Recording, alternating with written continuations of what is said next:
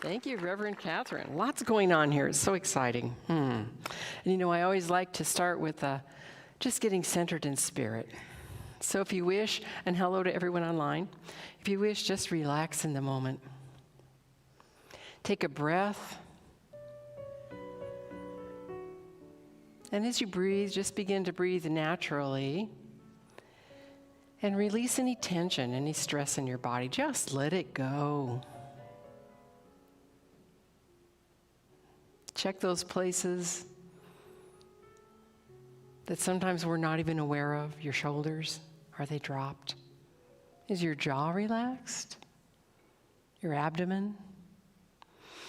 If there's any discomfort, just bring your awareness there if you wish, and watch it be relieved and released and dissipate. So good to just say hello to our bodies. Let them relax. And take a moment to be appreciative of this miracle of our physical being, all that's going on in there right now. And so as the body becomes very comfortable, I turn my attention to the awareness of the divine, within, without, the one presence, which is life itself, always creating. It is my innermost being. And I know this is true for each and every one of us, for all of life. We are one in the one. Feels so good. I know truly this presence, this divine presence, is deep grounding peace, and so let us ground ourselves and feel a sense of peace flowing in our heart, in our body, in our mind, and in our spirit. This is our true nature, to be the peaceful presence of God. This presence is also joy, radiant, blissful joy, joy that's available anytime, all times, no matter what's going on. And so feel that uplift of joy within. This presence is light and love, freedom, balance, beauty. This is my true nature. This is who we are. We are that presence. And so I take a moment to just bless our time together, knowing that our time in this service is a time of connection, of thinking about what's important, and beginning to move our mind into that place of recognizing that we are individually and collectively, divinely, spiritually magnificent. So we awaken to our divine magnificence even more fully as we come together in spiritual community. Take a moment to be grateful for whatever unfolds, that knowing that we are connected and lifted up and inspired, and that our time together brings more clarity for each of us in our individual lives, moves us into a place of expecting the best for whatever's going on. It is a time of healing and revealing truth at the highest level. I know our time is precious. I'm grateful for each person here, those online, for life itself. I let go of this word knowing it's already done. Simply the flow of life is happening now, and so it is. So good morning. Our topic today is join the dance. Are you ready to dance? When I say join the dance, how does your energy feel? Pretty good? Yeah, good. And so it's about joy. It's about joy. Oh, this is fun. I have people everywhere. So hi over here. Good to have you with us. Good morning, good morning, good morning, everybody. They told me I should move more on stage. I'm practicing. So, this is a nice big stage. You got to take advantage of it. So I was driving in North San Diego County quite a long time ago, and I saw a bumper sticker that said instantjoydispenser.com. And the idea of being an instant joy dispenser, just like, whoa, that's what I want to be, is an instant joy dispenser. So I looked it up. It was a real website. I looked it up last night to see if it was still there. The website's not there, but Amazon still sells instant joy dispensers, just in case you want to know. So you can buy one. But I want you to be one. You want to know what it really is? You're dying to know, right? It's a coffee dispenser. And a sugar dispenser, and it's all powdered coffee, powdered sugar, and powdered creamer that you could have here at your church to have people go get their coffee, in the morning. It was amazing. Not what I expected, but the idea of me being an instant joy dispenser just grabbed me, and that is my purpose. So when I'm speaking about joy, I'm also remembering a book called Joy is My Compass by Alan Cohen. Anybody read that book? Well, it's a great book, but he tells stories. He tells lots of stories. I love his stories. But what he basically says is, if joy is my compass, then I am led by joy. I'm not looking for the north or east or west. I'm guided to joy in my life. So I think that's all we need to do. Now that we've handled joy, how many of you were here Sunday or heard my talk? Some of you, most of you? Some of you didn't. So I was doing this introduction to Science of Mind in a way, talking about where we came from and some of our basic beliefs and answering some of those frequently asked questions, like heaven, hell, sin, the devil, and all that, right? Well, I missed a few things. So now that we're talking about joy, I thought I'd just touch on those and tell you what I forgot to say on Sunday, so we could get rid of them. Is that okay? So let's go back to sin. That's my favorite thing. Keeping in mind that I was Catholic until I was about 12, and then my mother started to search for something that suited her more spiritually, and she found Science of Mind.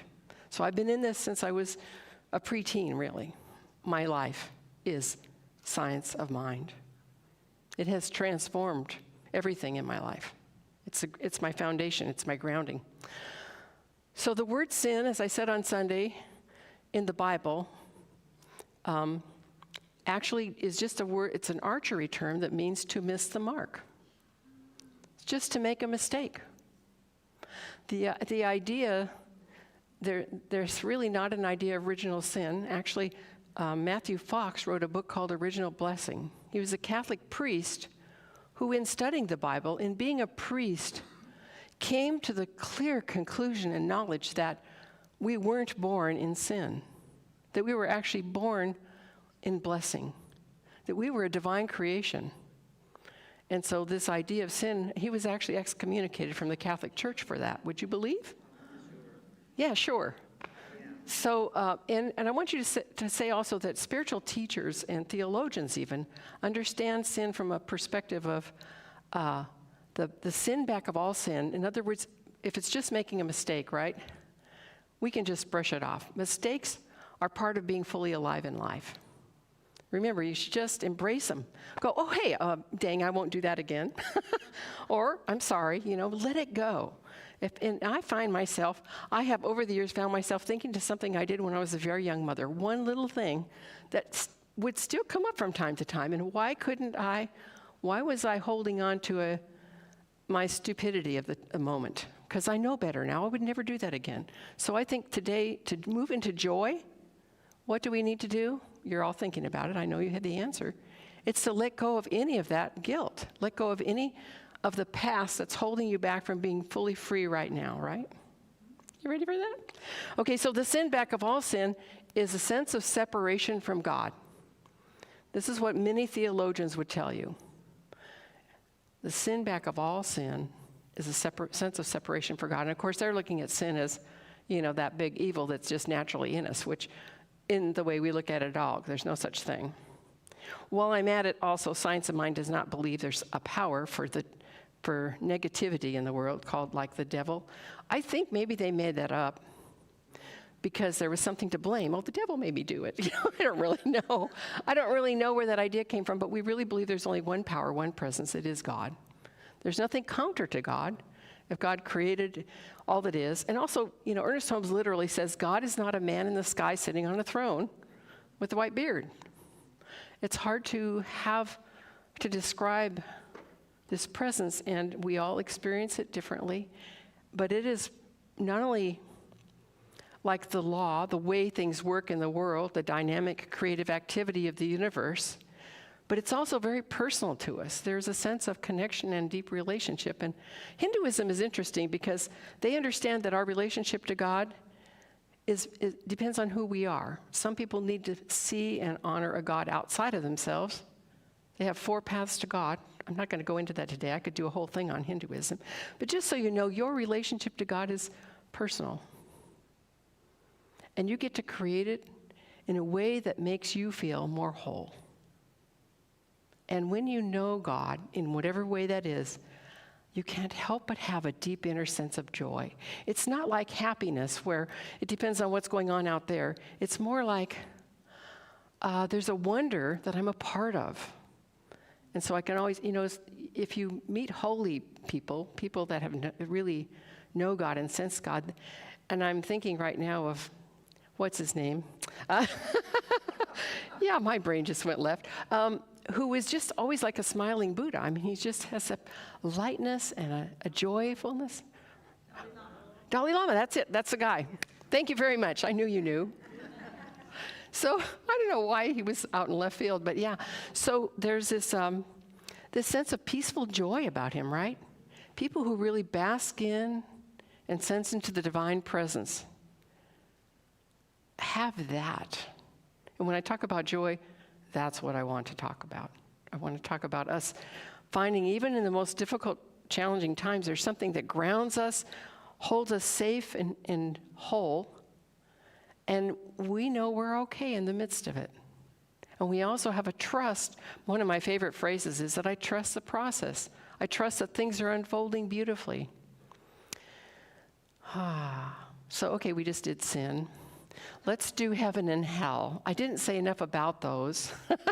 So I'll just review for those of you that might have missed it. Hell, the word for hell in the Bible, there's two words that were translated into the word hell. The New Testament has the word Gehenna, which was simply the name of the dumping grounds, the dump outside of the city of Jerusalem, Gehenna. If you do that, you're going to, and there were fires burning there all the time. So, if you make a mistake, you might end up in Gehenna. Does that sound like an inferno burning under the ground? No. The name in the Old Testament is Sheol, which is a holding place. Like, you're going to be in this, you're not going to be feeling whole and happy in Sheol if you screw up your life or whatever. I want to say, too, that I forgot to say on Sunday this. Pope John Paul II, you can look it up on the internet. I checked it a few years ago to be sure it was true because I heard it, I knew it, but it's true. He said, heaven and hell are states of mind. Catholic Church, heaven and hell are states of mind. So, and what Jesus taught is that he said, don't look here, don't look there. The kingdom of heaven is within. Kingdom of God is within. So our experience of heaven and hell is not someplace after we die. It's here and now. Am I feeling like not good? Am I in Gehenna? Are things burning around me? Am I feeling tense and stressed and awful? Or am I feeling that I'm so connected to the divine that every place I walk is holy ground? There's a song, Everything is Holy Now. Oh my gosh, that just fills my heart when I hear it. Everything is holy now. Back in that time, it was different, but now everything is holy now. And it's to really have joy, I think, that's where we want to go, is to be in that place of everything is holy now. It's so good. So heaven and hell, states of mind. Are you ready for that? So how do we really get joy? What if you're having challenges? The answer to depression, and you may be depressed, you may have gone through moments of depression, you may know someone who's experiencing this, and I heard this a long time ago and I think it's true. The answer to depression is expression. The answer to depression is expression. And there's a couple different ways I like to look at that. One of the ways is you may need to talk to somebody and get whatever's going on in here that's got you stuck or held out. That we have amazing ministers and practitioners here that could provide spiritual support in that way. And say a spiritual mind treatment, which is a prayer to treat your mind to know the highest truth and shift you out of that. So the answer to depression is expression also is, what is it you're holding back in life?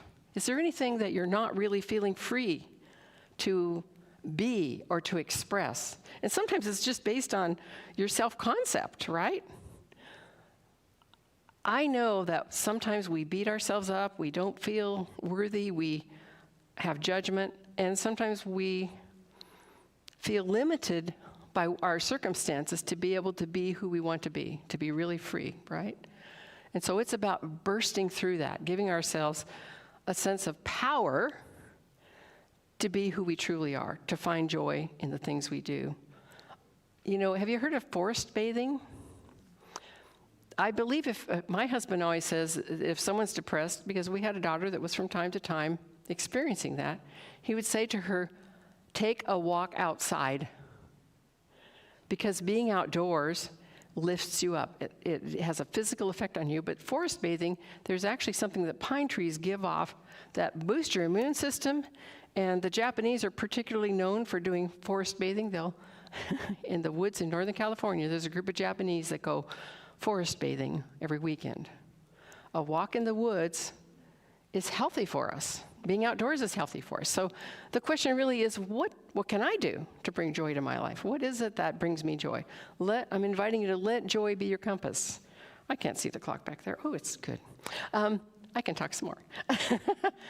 So how can we really pay attention to where we are? The first thing is mind your mind. If you're feeling anything, joy, frustration, upset, anger, being judged or judging, even if you're judging someone else, could we quit doing that? Notice what you're thinking, because every thought you have, Bruce Lipton wrote a book about this, The Power of Belief.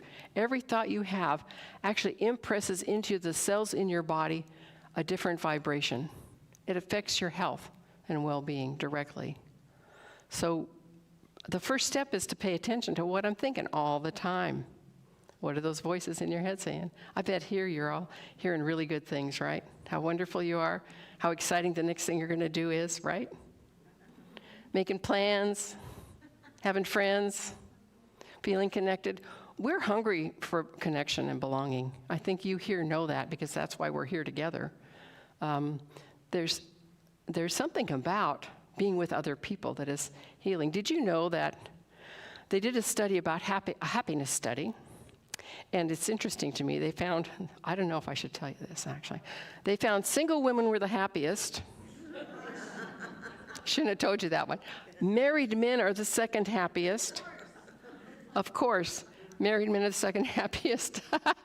Let's see. Married women are the third happiest. Isn't that interesting? And single men are not very happy. They really need a woman, what can I say? And of course, now that we have, all kinds of different couples, it isn't necessarily about the actual gender. It's more about your sexual preference and, how you show up in relationships. No big deal. But the idea that, I don't know, I still think that when you're with someone, you're happier. And whether it's in a marriage or a special relationship, I think that people, and in fact it's been proven, people that have friends and a support system are healthier and happier. Don't have to be married to have that. I think the single women at the top know how to have a good life, that's all. So there we go, happiness. But happiness is not the same as joy. Joy is that inner spark that makes you want to dance, and the idea of joy in the dance is that there's a divine dance that's happening, and I want to be part of that. I want to be living life fully. Finding in movement, I like the word dance because it lifts you up because you're moving, right? If you're having anything other than joy, get up and move around. Get some music on, dance, go out and work in the garden, take a walk outside, go to the woods, something like that. Yes? You got it all? I think that's all I can think of about joy. We got the devil, we got sin, we got heaven and hell. But the bottom line is, let's take time to feel the presence of God and be in that place of joy. So, one of the things that I wish we had was a conversation, a discussion group after Sunday services, because what happened when I came in here after this week is the staff was all talking to me about the Bible and about we were talking about sin and heaven and hell, and it's like sometimes we want to just, talk about that stuff and have a follow-up discussion about whatever we heard on Sunday, right? So I figured today would also be a follow-up discussion. If there's anything you're thinking, you'd like to share, anything you have questions about. And before we go to that, of course, we're going to take a moment to acknowledge Ruth, who's going to do a little, we're going to have a little, I call it giving time. They call it offering here. So taking a moment to think about what this center means to you, how you value coming together, and how this philosophy has changed your life. I invite you to, give a little something today. Our center does appreciate and need your financial support. We're doing great things here, and we're really opening up and having more and more activities for us to connect, enjoy, be inspired, and change. Is there like an affirmation we're going to do or anything? Yeah. So will you join me in saying this affirmation? If you have a gift to give today, just take it and hold it in your heart, in your hands with a grateful heart, and let's join in saying, divine love consecrates my gift. It goes forth to heal, to bless, and to prosper all those who give and all those who receive. I rejoice in the sharing of my good, and I release my gift with love. And so it is.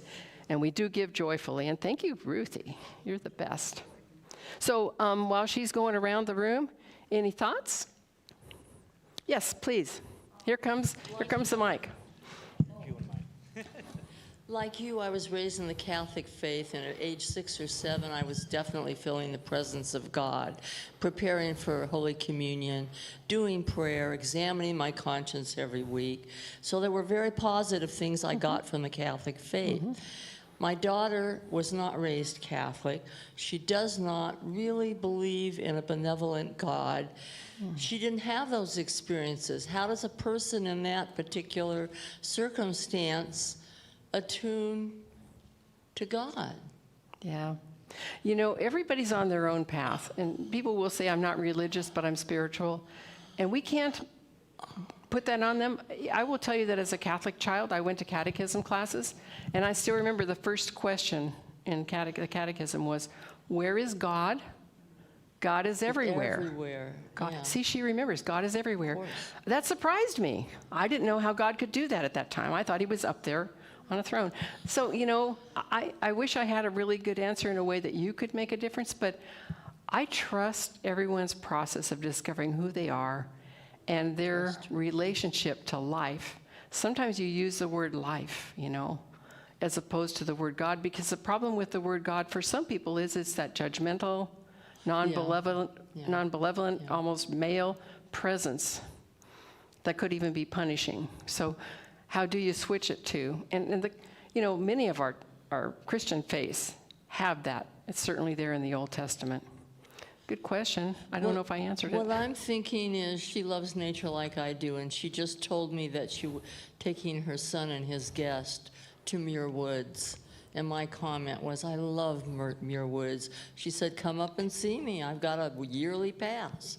So I think it's through God's creation, which it really is for almost everybody, that you just feel something. And I feel God. I call it God. I don't know what other people call it. Thank you. And you sparked a memory in me, which I should have said, and that is that my father was not a churchgoer at all. My mom was the one. That's not uncommon, I think. But he said, my God is capital N nature.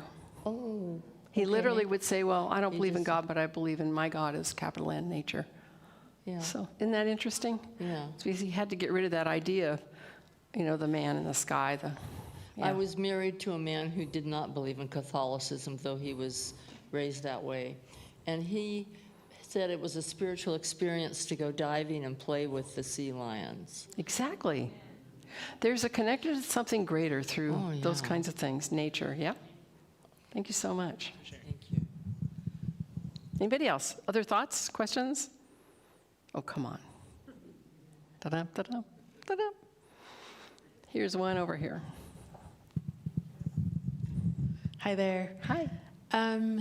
So I guess I've been reflecting personally on an intersection between all of this. I do believe in God personally, but also an intersection between spiritualism and science, and perhaps feeling the sense of joy, but also taking, in fact, the neurochemistry of it. I don't know what your thoughts on that is. Well, I love that you brought that up. So spiritualism is different than, wait a minute, spiritualism is different than, I guess, okay, so science, when you said, did you say spiritualism? Or did yeah. you? Yeah, I did. Okay, Spiritualism. okay. I love that you brought those together, because being spiritual is having a sense of the divine in all things. Science is, if you weren't here Sunday, I was talking about how science is merging with that, and you're talking about the neurochemistry. You know, just seeing a smile, seeing someone smile without smiling back boosts your immune system. Did you know that? So there is definitely a connection. What we know is that, and of course in Science of Mind, a lot of it has to do with what we really believe and what we think. That then it outpictures in the world. We create our lives based on what our inner faith is, what we really expect. And so science has proven that our thoughts affect our body, as far as good health. We've also seen, and I talked on Sunday about how quantum physics shows us that depending on who's observing it, a wave can become a particle or remain a wave. It's based on what the expectation of the observer is, which tells me that if as an observer, I can make something into a particle, into something solid, what the power we may have. And to me, those are married. Ernest Holmes said, a day will come when science and religion, he called it religion, then will walk hand in hand. So I would say a day has come when science and spirituality are walking hand in hand. And we're here to discover that. Science of Mind is it's scientific because we're invited to be the great experimenters. We get to discover what's really true for us, practice it, and experience, and know then how it works and what works. So you're the great experimenter. I am too. How does it work? Do you have anything else you want to say about that? You probably have another.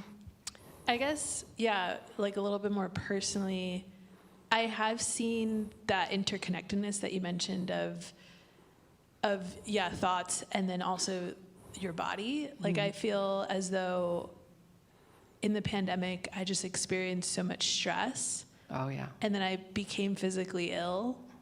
And I feel like at this point, I'm trying to find my way back. And it's been difficult through maneuvering through physical and like mental illness at this point. And so it's, I don't know what you would suggest. Thank you for sharing that. And that is huge. So you have the power to, and I know you're already working on this, to shift that. And so the invitation for us is to, when you start to think about the physical challenges, I'll say, when you start to think about that, any of us, don't keep focusing on that. Instead, focus on how you want to feel. Your body gets that message. Focus on energizing yourself and seeing that every cell, every part, every particle has the wisdom of the divine and knows its natural, healthy state. And it is now being energized back to that. I mean, because our mind does influence this hugely. And I know that your process is unfolding beautifully for you, that healing's happening in your mind, in your heart, in your spirit, and in your body. They're all related. We're so interconnected. So if that experience had an effect on you, your experience now and from this moment forward is shifting that. It's already working. How does that sound? That sounds great. Yeah, I've been feeling into that. Okay. Thank Move you. into that. Yeah, thank you very much. That's great. Way over there. The man in the booth. Oh, no, that's Melissa. It's Melissa. Oh, we have something from YouTube. Oh, there's a new comment from YouTube. Okay, Sydney from the Gulf Coast says there's an exact science in practicing the principle. Law plus love equals demonstration. Woo, that's beautiful. All right. Thank you, Sydney. Appreciate that so much. So law plus love. Love is, I heard this phrase, and you've heard it and read it. God is love. Wherever love is, God is. Wherever God is, love is. So love is that divine essence, and the law is just the way it works. When you put them together, you got it. I see another Okay, thing. something real quick. I'm hoping that you follow through on your idea of having discussion groups after services, because I think that would be a wonderful way to broaden connections in a time that we are recovering from the pandemic, and we really need that. Yeah, thank you. I will tell you that one of the challenges we have here is that on the second Monday, the women's group meets. On the third Sunday, the practitioners and ministers meet. On the fourth Sunday, we have drumming. It seems like we schedule something out, and we usually have a special thing going on the first Sunday, too. So we have another comment or question. Yeah, thank you. Yeah, I'm also in Signs of Mind for a while, but I'm having a hard time staying in joy when I watch the news these days, especially about the war in Ukraine. And I don't know if you have any tips for that. Thank you. I think we can get so pulled in if we watch a lot of news into the fear, especially for those we love in areas of the world that are really challenged. And so, number one, limit your exposure to that. But number two, everything on the news that disturbs you is a call for prayer. I totally believe the power of us to make a difference. I mean, I'd like to be there helping, but I know that my consciousness is helping shift what's going on. And so it's about, first of all, you're okay. And in having the faith that things are unfolding for the best makes a difference so that they do and they can. But don't spend a lot of time because we can get all emotional in here, and how's that affecting our body and our daily lives? By watching CNN, constant negative news, somebody said to me. I mean, you could say that about most news stations, even the really good ones. I like human interest. I watch a little bit of early morning local news to find out what's going on in the San Diego area, because it's usually, pets and things down at the beach and nice stuff. You do hear about an accident here and there, maybe a fire, but it's not as scary as watching the national news. I watch the national news very briefly, but I get constant reports from my husband. So I'm up to date on everything. And I think it's important for us to know what's going on in the world so that we can, if we need to support it some way financially, we can do that. If we need to bring it into our prayers and see, our goal is to create a world that works for all. And we know there's injustice and it's not working for many. And so it's just getting back to doing our spiritual practice around that. We make a difference. Gosh, there's stories I could tell, but I want to get the statistics right before I do it, about a whole bunch of people praying. Circles of 8. I think, is it Lynn Twist? Somebody wrote the book Circles of 8, and they started praying for something to change, like the rate of crime or murder, I don't remember which, to go down in their city. And oh my gosh, the numbers were dramatic as a result of that. But I'd have to really find out the details before I shared it, but I shared it anyway, didn't I? Just the power of it, just the idea that it does make a difference. I want to say something to our beloved Melissa, who works here all the time supporting our tech crew. It's her birthday today. Could we sing happy birthday to you, Melissa? Stand up over there. She's not going to like this. No, you're going to love it, right? Ready? Here we go. Happy birthday to you. Happy birthday to you. Happy birthday, dear Melissa. Happy birthday to you. Thank you, Melissa. Thank you for all you do, Melissa. She and Tracy, she helped hold down the fort during COVID here. She was here a lot, helped with the services, getting them online, and it's a big deal. So I just love her. I love you, and I appreciate you. Thank you so much. Yay. And I hate to sing into a mic, I just got to tell you, so. Anybody else have a thought or a comment? All right, yes, one more. Something that helped me, because I really did, hindsight, I battled depression many, many years. And Wayne Dyer said, it's very extreme, it may not land right the first time you hear it. There is no such thing as depression, only thinking depressing thoughts. And there's a book by David Burns, MD, who kind of, Beck was the one that started cognitive behavior therapy, but Burns took that up and really ran with it and wrote a book called Feeling Good. And in it, you write down, if you're suffering, you can, or even if you're not, you can write down your negative thought, and then you can refute it with a positive thought. And the thing that was fascinating to me is, when you're depressed, you're not thinking straight. Right. So it's very important that you understand, okay, I feel down and I, whatever, but this is just a distortion of reality that I'm caught in, and I need to break out of it and think, refute all the stuff and do what you, like you said, get up, take a walk, move. Yeah. Thank you. That was great. Better than mine. All righty. Anything else? And if not, I'm going to pray us out. All right. One more coming up. Oh, good. Happy day. Thank you. Yes, hi. Thank you so much. My name is Susan. Someone asked earlier about what to do when, hearing about the war. And one thing that I've learned to do with any war of any kind is I think of the phrase "more will be revealed," because when we look back at World War II, our worst enemies were Japan and Germany, and now they're two of our greatest allies. So with the passage of times and with God, I think all things get better. Thank you. That's beautiful. Thank you so much. Yay. Yeah, really. Yeah. And that's one of my favorite phrases, is trust the process, because out of chaos comes clarity, comes goodness. And so even if it feels uncomfortable, on the other side of it, like going through a divorce, because I've done that a couple times, it's not fun.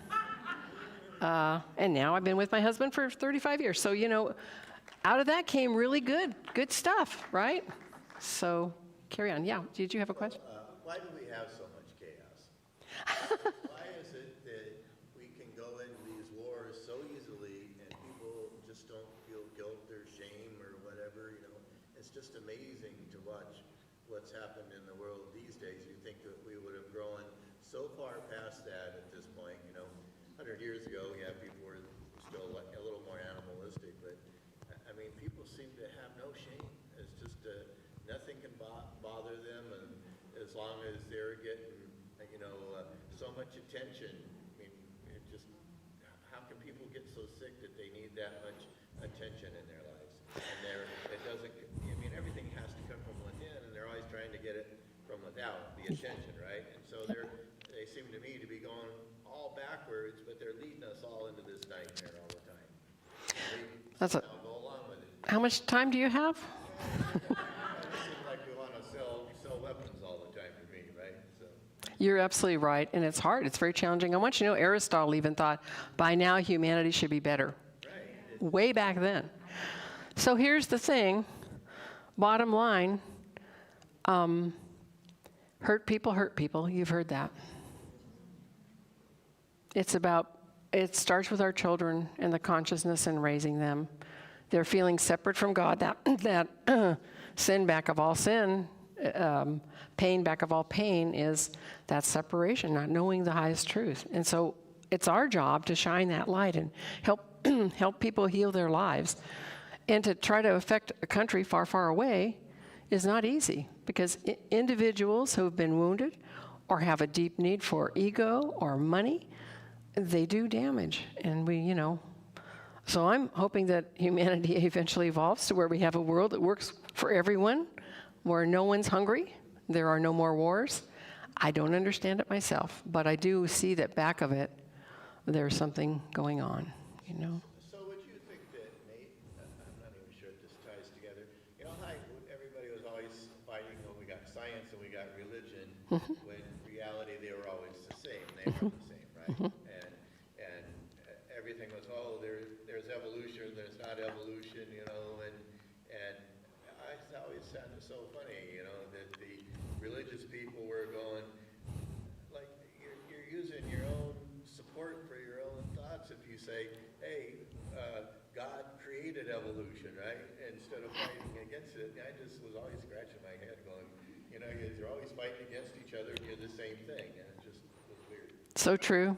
It's weird. I'm just going to end on it's weird. I don't, it is challenging. Well, It's, I'm just saying, do those two thoughts kind of tie together, sort of, you know what I mean? well, absolutely, because, yeah. And, if we look back at the Crusades, they were done with the purpose of spreading the truth of their religions, and trying to, and take over the world. It's about power. It's about money. It's about ego.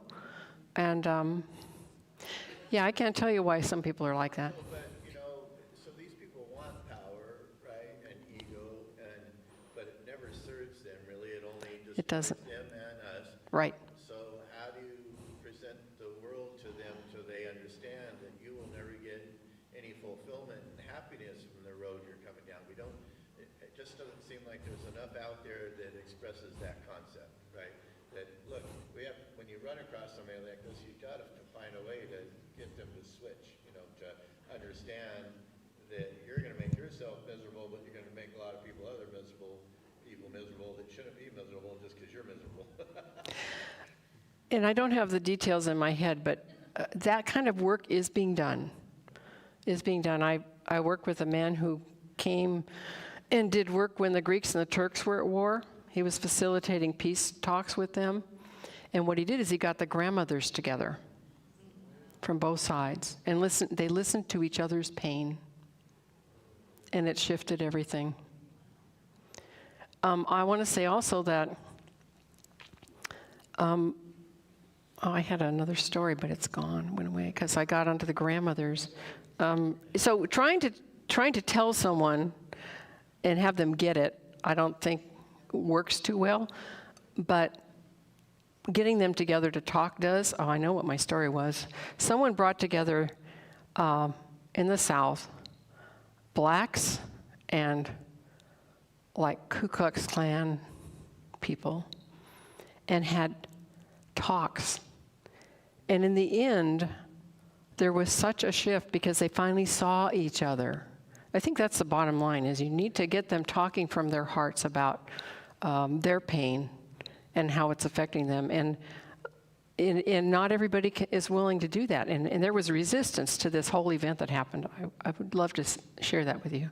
But it shifts when you really get down to that, like the grandmothers really talked about and shared, and when you see each other's hearts, and you see how difficult life may have been for someone else, and you share your pain, there's a connection that happens, and an understanding, and a common humanity that's built where you begin to see the world through different eyes. I think that's really the way to go about it. Bring on the grandmothers. Bring on the grandmothers, seriously. His name was Mark Turco, and I took a class in conflict transformation from him for a week. It was really great, one of my areas of interest. I think we should pray now. Let's pray for ourselves and the world, okay? Thank you so much. Love and peace, that's right, love and peace. And joy, that's right. Today's about dancing, joining the dance of joy in spirit and lifting our energy up. So, okay, let's take a moment to just remember there's a power for good in the universe right here, right now. We are using it all the time, and we are using it for good because we know we are spiritually magnificent as individuals. We are powerful. We are creating the lives we desire. We are bringing healing not only to our physical bodies, to our minds, to our spirits, to those in our lives. And this effect of love and peace is rippling out, touching lives, touching lives, touching lives, like water on a pond. It's going beyond where we know, because those lives touch other lives with the highest truth, that we are the presence of love and joy, the presence of God everywhere we go. We are doing it now, and we shine as we go forth from our service today. We shine that light everywhere we go. And people see it. They love us. They appreciate us. We are making a difference. I know the words spoken here are simply a revelation of what is true. So with a grateful heart, I just let go, let that divine wisdom within each and all handle the details. It is good, and so it is. So it is. Woo! All righty. I'll see you soon. See you out there.